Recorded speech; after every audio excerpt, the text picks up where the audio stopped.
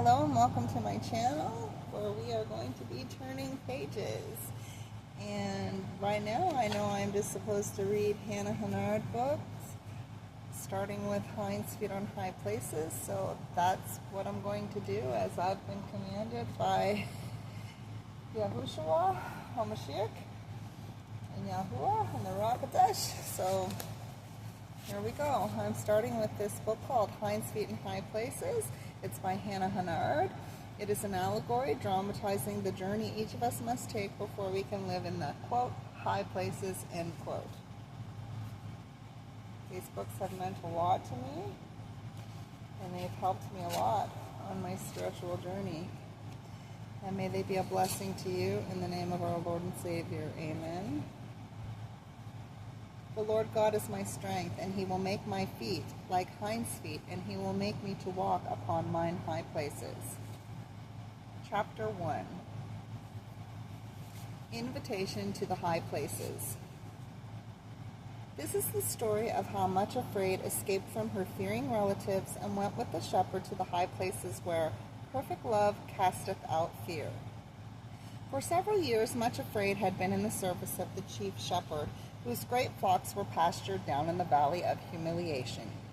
She lived with her friends and fellow workers, Mercy and Peace, in a tranquil little white cottage in the village of Much Trembling. She loved her work and desired intensely to please the chief shepherd, but happy as she was in most ways, she was conscious of several things which hindered her in her work and caused her much secret distress and shame. In the first place, she was a cripple, with her feet so crooked that they often caused her to limp and stumble as she went about her work. She had also the very unsightly blemish of a crooked mouth, which greatly disfigured both expression and speech, and was sadly conscious that these ugly blemishes must be a cause of astonishment and offense to many who knew that she was in the service of the great shepherd. Most earnestly, she longed to be completely delivered from these shortcomings and to be made beautiful, gracious, and strong, as were so many of the shepherd's other workers, and above all, to be made like the chief shepherd himself. But she feared that there could be no deliverance from these two crippling disfigurements, and that they must continue to mar her service always. There was, however, another and even greater trouble in her life. She was a member of the family of Fearings, and her relatives were scattered all over the valley, so that she could never really escape from them. An orphan, she had been brought up in the home of her aunt, poor Miss Dismal Forebodings, with her two cousins, Gloomy and Spiteful, and their brother, Craven Fear, a great bully, who habitually tormented and persecuted her in a really dreadful way. Like most of the other families who lived in the Valley of Humiliation, all the Fearings hated the chief shepherd and tried to boycott his servants, and naturally it was a great offense to them that one of their own family should have entered his service. Consequently, they did all they could, both by threats and persuasions, to get her out of his employment. And one dreadful day, they laid before her the family dictum that she must immediately marry her cousin Craven Fear and settle down respectably among her own people.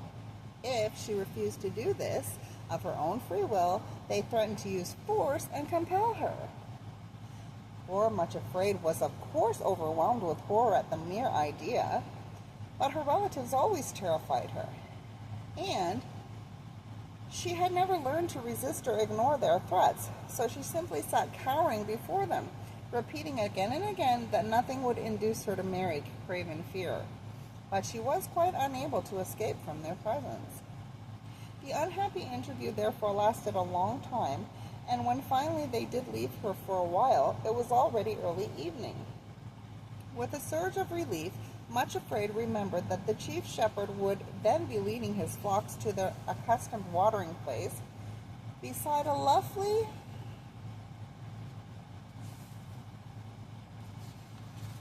cascade and the pool on the outskirts of the village. To this place she was in the habit of going very early in the morning to meet him and learn his wishes and commands for the day, and again in the evenings to give her report on the day's work. It was now time to meet him there beside the pool, and she felt sure he would help her, and not permit her relatives to kidnap her and force her to leave his service for the dreadful slavery of marriage with craven fear. Still shaking with fear, and without pausing to wash the tears from her face, much afraid shut the door of the cottage and started off for the cascade and the pool. The quiet evening light was filling the Valley of Humiliation with a golden glow as she left the village and started to cross the fields. Beyond the river, the mountains which bounded the eastern side of the valley, like towering ramparts, were already tinged with pink, and their deep gorges were filled with lovely and mysterious shadows. Through the quiet and peace of this tranquil evening, poor, terrified, much afraid, came to the pool where the shepherd was waiting for her and told him of her dreadful plight. "What shall I do?" she cried as she ended the recital. "How can I escape? They can't really force me to marry my cousin Craven, can they? Oh!" cried she, overwhelmed again at the very thought of such a prospect. "It is dreadful enough to be much afraid, but to think of having to be Miss Craven Fear for the rest of my life and never escape from the torment of it is more than I can bear." "Don't be afraid," said the shepherd gently. "You are in my service, and if you will trust me, they will not be able to force you against your will into any family alliance. But you ought never to have let your fearing relatives into your cottage, because they are enemies of the king who has taken you into his employment." "I know, I know," cried Much Afraid. "But whenever I meet any of my relatives, I simply lose all my strength and simply cannot resist them, no matter how hard I strive. As long as I live in the valley, I cannot escape meeting them. They are everywhere, and now that they are determined to get me in their power again, I shall never dare venture outside my cottage alone for fear of being kidnapped." As she spoke, she lifted her eyes and looked across the valley and the river to the lovely sunset-lighted peaks of the mountains, then cried out in a desperate longing, "Oh, if only I could escape from this Valley of Humiliation altogether and go to the high places completely out of the reach of all the fearings of my other relatives." No sooner were these words uttered when, to her complete astonishment, the shepherd answered, "I have waited a long time to hear you make that suggestion, Much Afraid. It would indeed be the best for you to leave for the Valley of the High Places, and I will very willingly take you there myself. The lower slopes of those mountains on the other side of the river are the borderland of my father's kingdom, the realm of love. No fears of any kind are able to live there, because perfect love casteth out fear and everything that torments." Much Afraid stared at him in amazement. "Go to the high places?" she exclaimed. "And live there? Oh, if only I could! For months past, the longing has never left me. I think of it day and I think of it night, but it is not possible I could ever get there. I am too lame." She looked down at her malformed feet as she spoke, and her eyes again filled with tears and despair and self-pity. "These mountains are so steep and dangerous. I have been told that only the hinds and the deer can move on them safely." "It is quite true that the way up to the high places is both difficult and dangerous," said the shepherd. "It has to be, so nothing which is an enemy of love can make the ascent and invade the kingdom. Nothing blemished or in any way imperfect is allowed there, and the inhabitants of the high places do need hinds' feet. I have them myself," he added with a smile. "And like a young hart or a roebuck, I can go leaping on the mountains and skipping on the hills with the greatest ease and pleasure. But Much Afraid, I could make yours like hind feet also, and set you upon the high places. You could serve me then much more fully and be out of the reach of all your enemies. I am delighted to hear that you have been longing to go there, for as I said before, I have been waiting for you to make that suggestion. Then," he added with another smile, "you would never have to meet Craven Fear again." Much Afraid stared at him in bewilderment. "Make my feet like hinds' feet?" she repeated. "How is that possible? And what would the inhabitants of the kingdom of love say to the presence of a wretched little cripple with an ugly face and a twisted mouth, if nothing blemished and imperfect may dwell there?" "It is true," said the shepherd, "that you would have to be changed before you could live in the high places. But if you are willing to go with me, I promise to help you develop hinds feet. Up there on the mountains, as you get near the real high places, the air is fresh and invigorating. It strengthens the whole body, and there are streams with wonderful healing properties, so that those who bathe in them find all their blemishes and disfigurements washed away. But there is another thing I must tell you. Not only would I have to make your feet like hinds' feet, but you would have to receive another name. For it would be impossible for a much afraid to enter the kingdom of love, as for any other member of the fearing family. Are you willing to be changed completely, much afraid, and to be made like the new name which you will receive if you become a citizen of the kingdom of love?" She nodded her head and then said very earnestly, "Yes, I am." Again he smiled, but added gravely, "There is still one more thing, the most important of all. No one is allowed to dwell in the kingdom of love unless they have the flower of love already blooming in their hearts. Has love been planted in your heart, much afraid?" As the shepherd said this, he looked at her very steadily, and she realized that his eyes were searching into the very depths of her heart, and knew all that was there far better than she did herself. She did not answer for a long time, because she was not sure what to say, but she looked rather flinchingly into the eyes which were gazing at her so penetratingly, and became aware that they had the power of reflecting what they looked upon. She could thus really see her own heart as he saw it. So after a long pause, she answered, "I think that what is growing in there is a great longing to experience the joy of natural human love, and to learn to love supremely one person who will love me in return. But perhaps that desire, natural and right as it seems, is not the love of which you are speaking." She paused and then added honestly and almost tremblingly, "I see the longing to be loved and admired growing in my heart, shepherd, but I don't think I see the kind of love that you are talking about, at least nothing like the love which I see in you." "Then will you let me plant the seed of true love in there now?" asked the shepherd. "It will take you some time to develop hinds feet and to climb to the high places, and if I put the seed in your heart now, it will be ready to bloom in your heart by the time you get there." Much afraid shrank back. "I am afraid," she said. "I have been told that if you really love someone, that you give that loved one the power to hurt and pain you in a way nothing else can." "That is true," agreed the shepherd.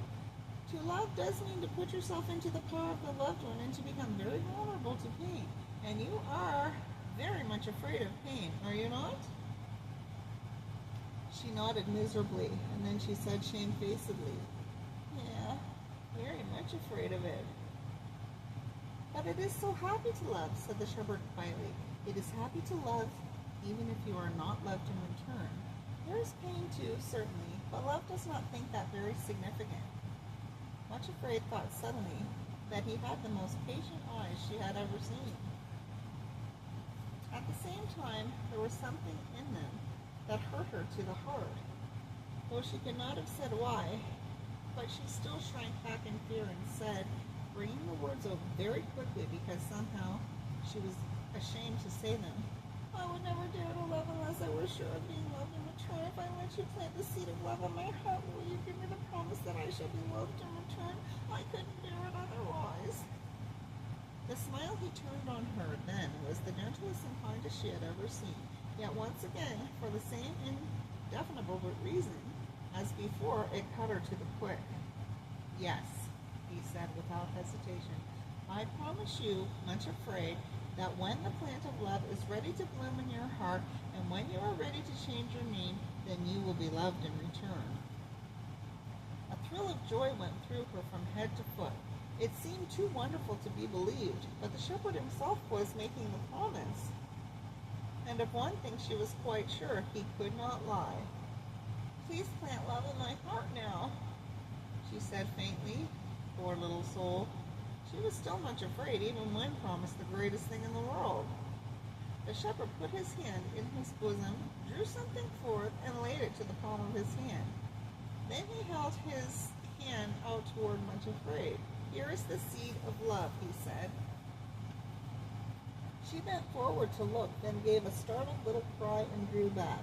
There was indeed a seed lying in the palm of his hand, but it was shaped exactly like a long, sharply pointed thorn.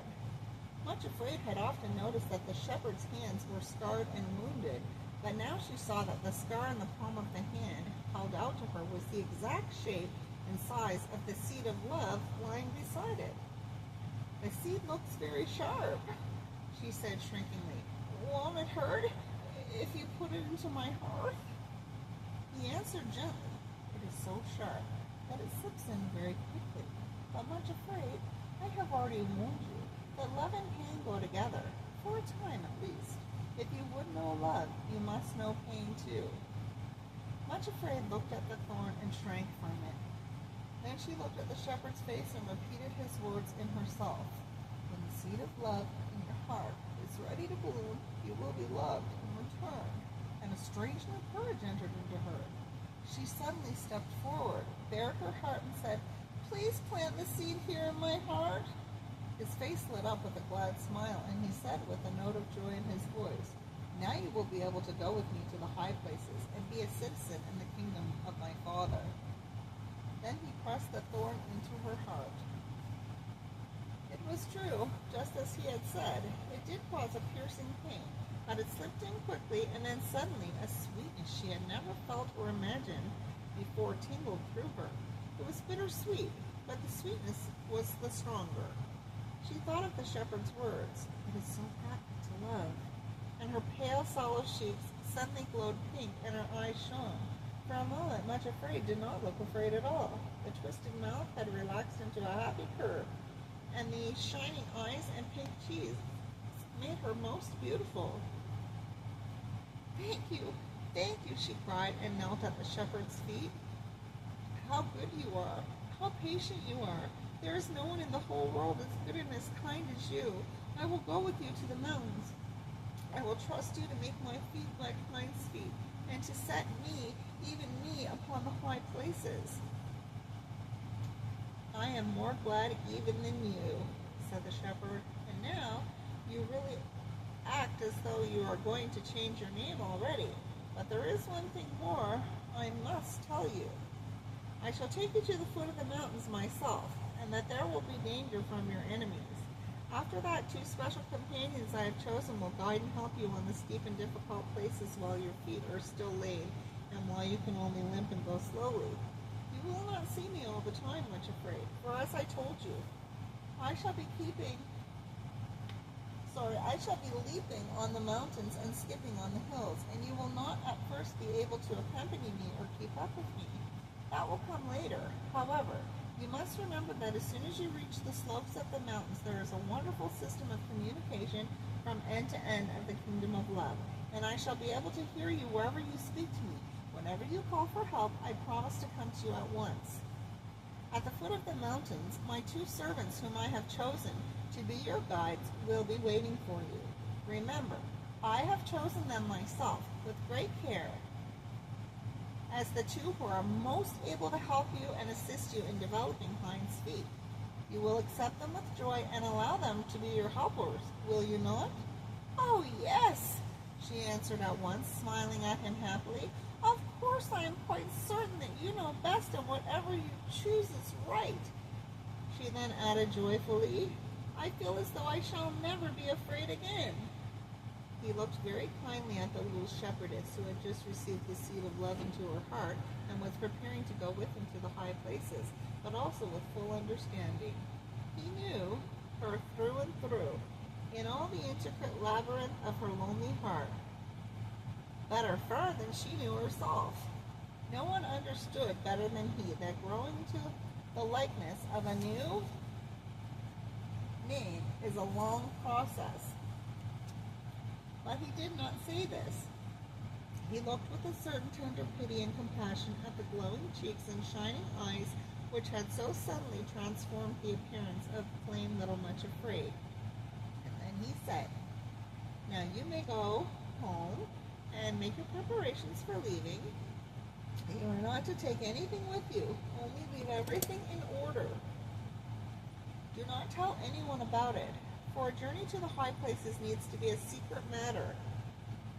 I cannot now give you the exact time when we are to start for the mountains, but it will be soon, and you must be ready to follow me whenever I come out of the cottage and call. I will give you a secret again, a secret sign. I shall sing one of the shepherd songs as I pass the cottage, and it will contain a special message for you, and when you hear it, come at once and follow me to the trysting place. Then, as the sun had already gone down in the blaze of red and gold, and the eastern mountains were now veiled in misty mauve and gray, and the shadows were lengthening, he turned and led his flock toward the sheepfolds. Much afraid, turned her face homeward, her heart full of happiness and excitement, and still feeling as though she would never be frightened again. As she started back across the field, she sang to herself one of the songs from the old book of songs which the shepherds often used. Never before had it seemed to her so sweet, so applicable. The song of songs, the loveliest song, the song of love, the King. No joy on earth compares with his, but seems a broken thing. His name is ointment is poured forth, and all his lovers sing. Draw me, I will run after thee. Thou art my heart's one choice. O bring to me thy royal house, to dwell there and rejoice. There in thy presence, O my King, to feast and hear thy voice. Look not upon me with contempt, though soiled and marred I be. The King found me an outcast thing, and set his love on me. I shall be perfected by love, made fair as day to see. She walked singing across the first field and was halfway over the next when suddenly she saw Craven Fear himself coming toward her. Poor Much Afraid, for a little while she had completely forgotten the existence of her dreadful relatives, and now here was the most dreaded and detested of them all slouching toward her. Her heart filled with a terrible panic. She looked right and left, but there was no hiding place anywhere. And besides, it was all too obvious that he was actually coming to meet her. For as soon as he saw her, he quickened his pace, and in a moment or two was right beside her. With a horror that sickened her very heart, she heard him say, "Well, here you are at last, little cousin Much Afraid. So, we're to be married, eh? What do you think of that?" And he pinched her, presumably in a playful manner, but viciously enough to make her gasp and bite her lips and keep back a cry of pain. She shrank away from him and shook with terror and loathing. Unfortunately, this was the worst thing she could have done, for it was always her obvious fear which encouraged him to continue tormenting her. If only she could have ignored him, he soon would have tired of teasing and of her company, and would have wandered off to look for another prey. In all her life, however, Much Afraid had never been able to ignore fear. Now it was absolutely beyond her power to conceal the dread which she felt. Her white face and terrified eyes immediately had the effect of stimulating Craven's desire to bait her. Here she was, alone and completely in his power. He caught hold of her, and poor Much Afraid uttered one frenzied cry of terror and pain. At that moment, Craven Fear loosed his grasp and cringed away. The shepherd had approached them unperceived and was standing beside them. One look at his stern face and flashing eyes, and the stout shepherd's grasped his strong uplifted hand was more than enough for the bully. Craven Fear slunk away like a whipped cur, actually running from the village instead of toward it, not knowing where he was going, urged by one instinct alone, to find a place of safety. Much Afraid burst into tears. Of course, she ought to have known that Craven was a coward, that if only she had lifted her voice and called for the shepherd, he would have fled at once. Now her dress was torn and disordered, and her arms bruised by the bully's grip. Yet that was the least part of her distress. She was overwhelmed with shame, and she had so quickly acted like her old name and nature, which she had hoped was beginning to be changed already. It seemed so impossible to ignore the feelings, still less to resist them. She did not dare to look at the shepherd, but had she done so, she would have seen With what compassion he was regarding her. She did not realize that the Prince of Love is of very tender compassions to them that are afraid. She supposed that, like everybody else, he was despising her for her silly fears, so she muttered ashamed, "Thank you." Then, still without looking at him, she limped painfully toward the village, weeping bitterly as she went, and saying over and over again to herself, "What is the use of even thinking of going to the high places? I could never reach them, for the least little thing is enough to turn me back." However, when at last she reached the security of the cottage, she began to feel better, and by the time she had drank a cup of tea and taken her evening meal, she had recovered so far that she was able to remind herself of all that had happened there beside the cascade and the pool. Suddenly she remembered, with a thrill of wonder and delight, that the seed of love had been planted in her heart. As she thought of it, the same almost intolerable sweetness stole over her, the bitter-sweet, indefinable, but wholly delightful ecstasy of a new happiness. "It is happy to love," said Little Much Afraid to herself, and then she repeated, "It is happy to love." After putting the cottage in order for the night, because she was utterly tired out with all the conflicting emotions of that strange day, she went to bed. Lying there before falling asleep, she sang over and over again to herself another of the lovely songs from the old songbook. "O thou whom my soul loveth, tell me where thou dost feed, and where thy flocks at noonday to rest and browse dost lead. For why should I by others be, and not by thee? O fairest among women, dost thou indeed not know? Then lead my little flocklet the way that my flocks go, and be to me as I to thee, sweet company." Then she fell into a heavy, dreamless sleep. And that's all the pages that we're going to be reading today, and that concludes chapter 1 of Hinds' Feet on High Places. Peace be unto you.